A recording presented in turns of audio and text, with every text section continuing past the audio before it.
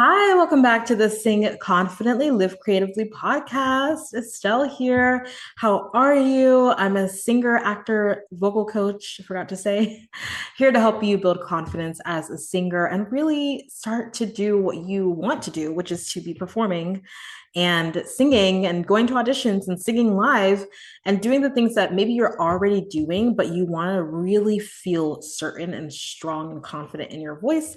And today I want to talk to you about what really matters and what really is important and like where it all starts. If you're wanting to truly build confidence as a singer and performer, if you're really wanting to not just like build confidence, because like that's like, okay, sure, build confidence, but how to like where to start in order for you to really be able to go to an audition and feel so sure in your voice that you know that even though because life and physiology like even though things are not going to go exactly as you practice them per se, almost never, but you trust your voice and know enough to know that you'll be able to figure something out, right?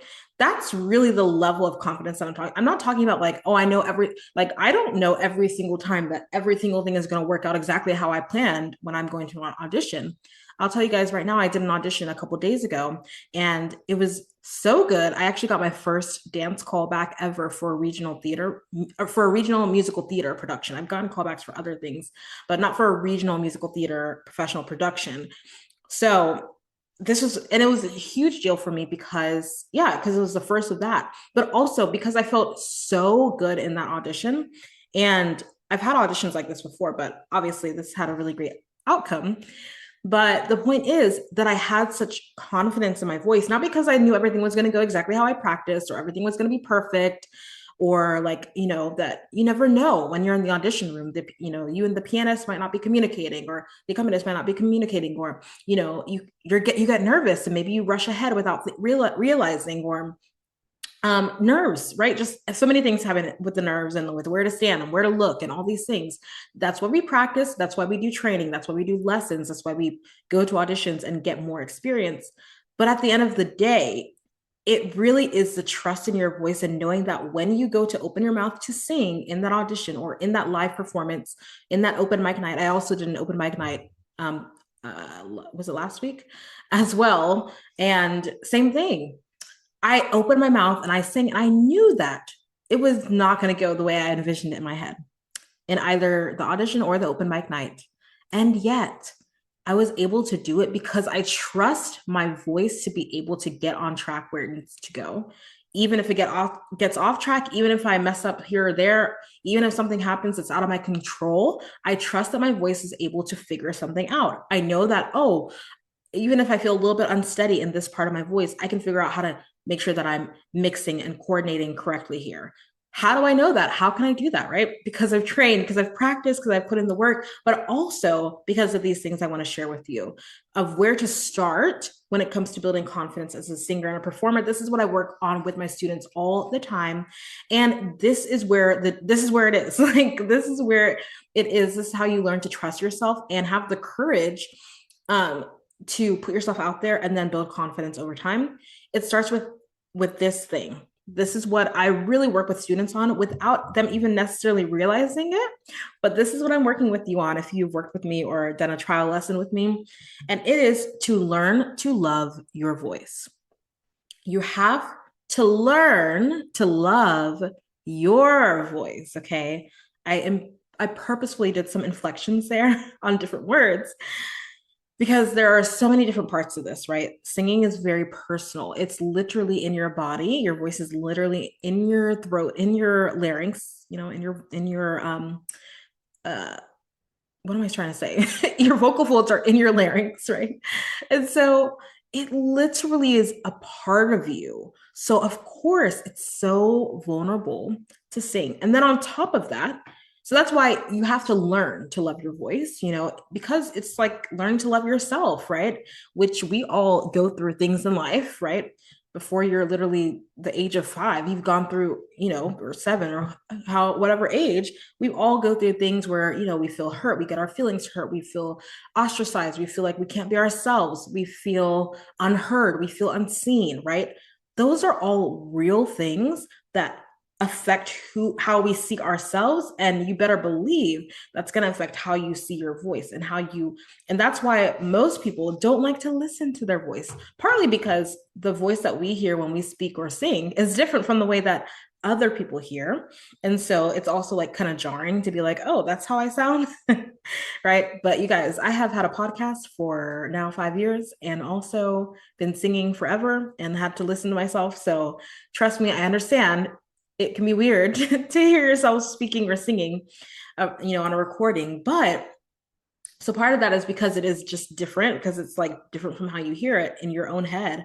But also part of it is because you have all these things that you've, experienced in your life that make you see yourself in a certain way. And right, we have to learn to love ourselves. Same way with our voice, right? We have had all of these experiences with our voice where our voice cracked on stage, or a choir teacher told you that, oh, you can't sing high, or oh, you can't do this, or oh, you don't sound really good singing this part, or someone said to you, oh, da da da, like what you have your story, you know what it is. That time when someone laughed at you when you sang something and your voice cracked, that time when you were not able to get to that high note even though you practiced it so much, and then you got to the performance or the audition and it did not happen at all, right? We've all had those moments, and those things kind of like kick us down a little bit, take us down a peg a little bit every time, and make us feel like, oh, something is wrong with our voice, right? Something is wrong with us, or we're not good enough vocally. Just like all those things that happen to us as humans make us feel like, oh, maybe I'm not good enough as a person, or lack of worthiness, right? Sets in. Not to get too deep, but it is that deep actually. So we have to realize that it's a process of learning, right? That's why I emphasize learn to love your voice, right? So it's learning, because we have to unlearn so many thoughts and beliefs that we have about our voice, just like we have to unlearn so many thoughts and beliefs we have about ourselves because of what we've all gone through as human beings. I hope that that makes sense, right? This is a universal experience as humans, that we are going to go through things, period, end of story, that make us feel like, oh, maybe I'm not good enough, or I can't do this, or I feel unseen, I feel unheard, da da da da. I don't like myself because of this.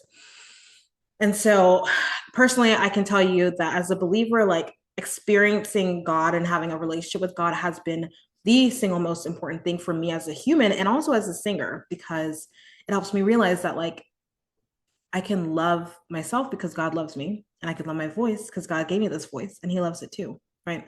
And so for me personally, that faith and that my relationship with God and through Jesus has really, really impacted that ability to learn to love myself and learn to love my voice. My gosh, say that 5 times fast, to learn to love my voice.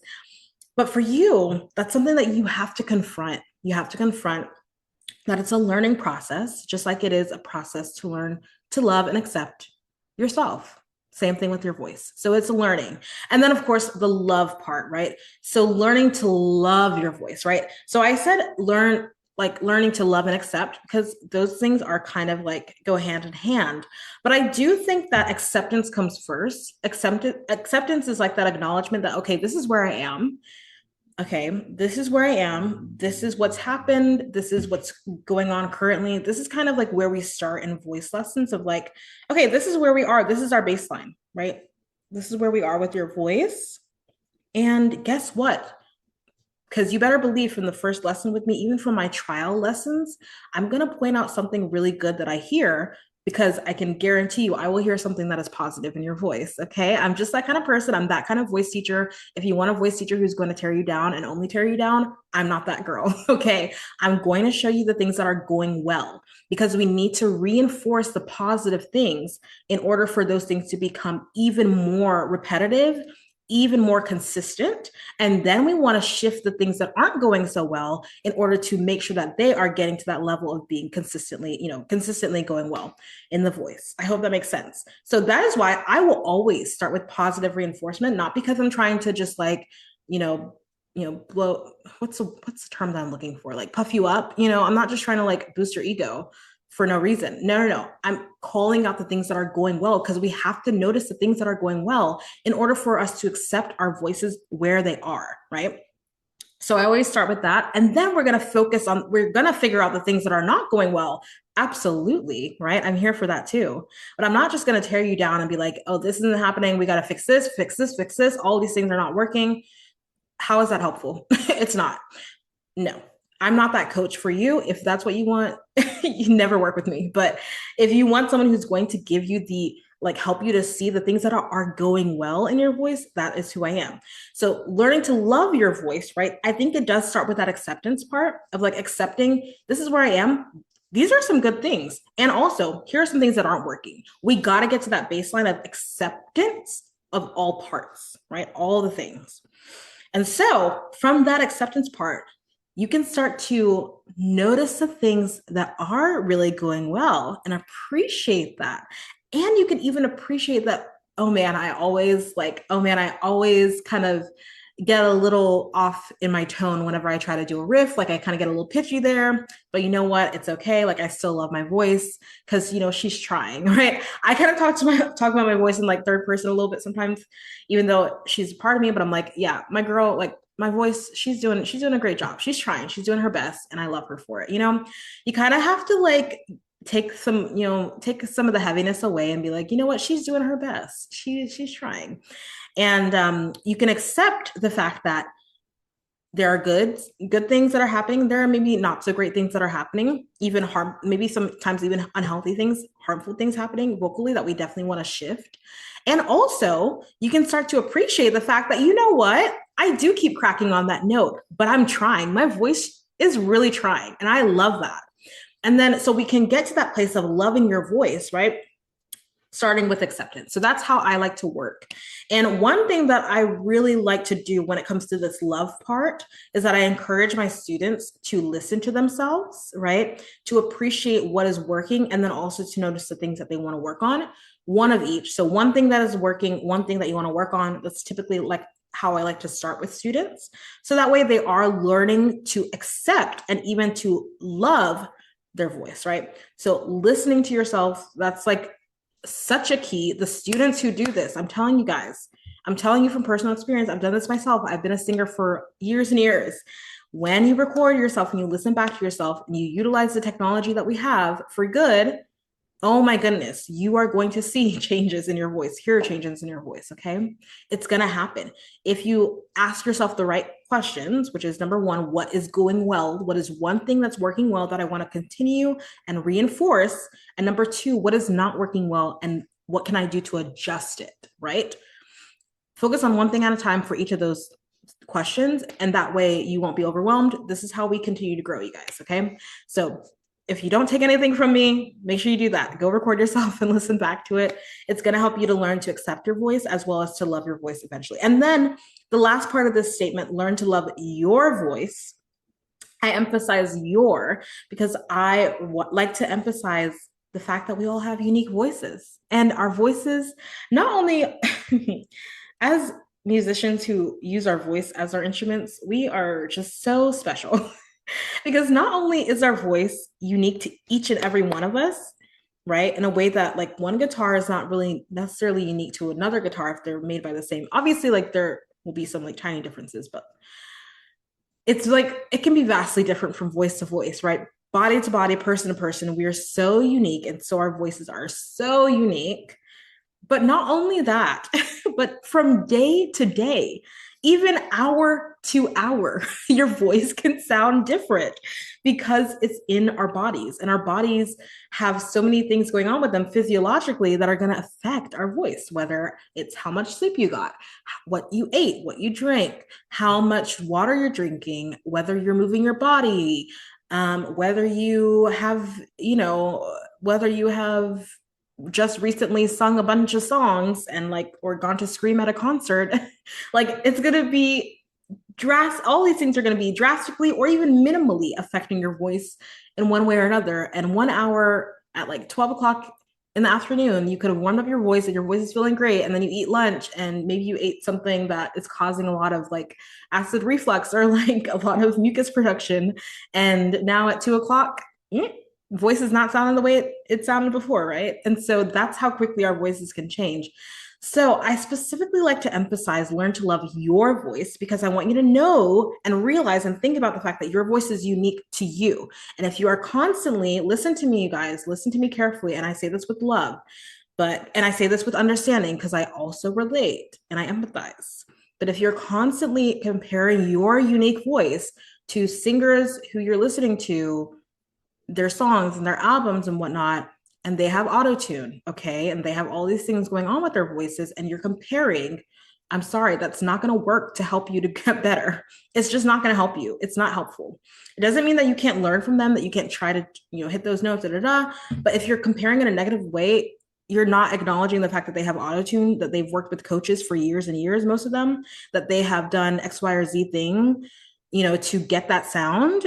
It's not helpful to you if you are not, currently auto-tuning your voice and working with the coach for years and years and all the things that they're doing. So it's not helpful for you to compare in that way. Or if you're scrolling TikTok and you're listening to all these singers on TikTok and YouTube shorts and Instagram and all the things, that's great. But you also have to recognize that your voice is unique to you, your voice. Learn to love your voice, right? And so I say this with love. You gotta connect to your unique voice. Notice the things that are working in your voice and know that your voice is ever changing. Like I just said, literally can change from hour to hour. So you have to learn to know that your voice is not only unique as a whole, but it can be unique from moment to moment, from day to day.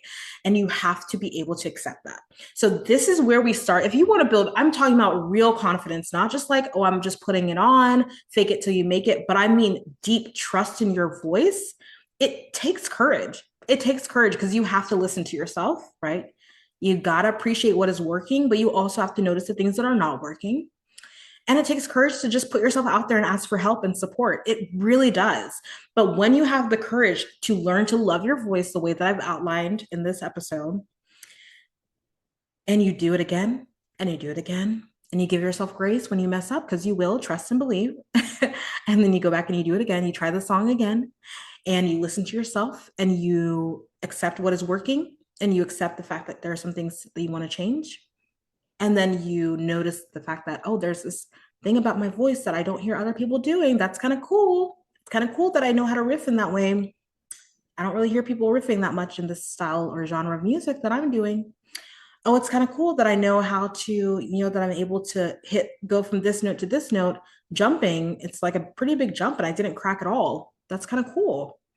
Oh, it's kind of cool that I know how to yodel. I know how to flip in this way, right to head voice without there's this like intentional break in my voice and it sounds kind of cool in the folk music. That's kind of unique, right? I don't know, whatever it is. Oh, I just have a unique sound. My tone is kind of cool on this particular note. I really like it. These are the things you can start to notice. And when you have the courage to actually listen to your voice and not only compare your voice to other people, but listen to your unique voice and accept the things that are working and even start to love the fact that your voice is trying and you're really trying, then you're going to be able to learn to love your voice. You're going to be able to learn to love your voice. And you're going to build confidence as a singer and a performer. And I would love to help you with this, you guys. I'm here for you. If you want to grab a trial lesson, you can go to my show notes below, wherever you're listening. You can go to creativelybyestelle.com/studio and try a free trial lesson. They are free right now. They might not be free forever, but they're free right now because I want to make sure that I help you guys. I want to support you however I can. And if after the trial lesson, you decide that I'm your girl, I'm your coach, and you want to work with me, amazing. I would love to. I have different packages now. So I'm no longer doing drop-in lessons because I realize that does not help you guys if you're just dropping in once every 2 months. No. So you have to do a minimum of 3 months. You can do 6 months, you can do 12 months. It's up to you. Working with me, it could be once a month, it can be twice a month, it can be 4 times a month. Totally up to you and your speed. But that is what comes after the trial lesson. But we can do a trial together and you can see if you're vibing with me, if you believe we can work together and if you think that I can get you to your goal as a singer and a performer, I want you to take that courageous action step today. Okay. And book your trial lesson. I would love to work with you, but really, really, even if you're not ready for that, have the courage to record yourself and listen back to yourself today. I think that's a great place to start. If you're struggling with learning to love and accept your unique voice, listen to yourself sing something. It can be 2 lines of a song, doesn't matter. And listen back. What do you like? One thing you liked, and one thing that you might want to adjust. And then have a little bit more courage and come and book a trial lesson with me, and we can work on that thing that you want to adjust. Okay. I'm here for you guys. You know, I am. I'll see you in the next episode or talk to you in the next episode. Have an amazing day, and I'll talk to you later. Thank you so much for listening to today's episode and to this show. I'm so in awe of you for being here and showing up for your creative gifts. That takes courage. Don't forget to join the performing arts community on Facebook for support and inspiration as you continue on your journey. If this episode helped or inspired you in any way, please leave a review on Apple Podcasts and share it with someone. It means so much. Thank you again, and don't forget to keep singing, acting, dancing, performing, and living creatively. Talk to you next time.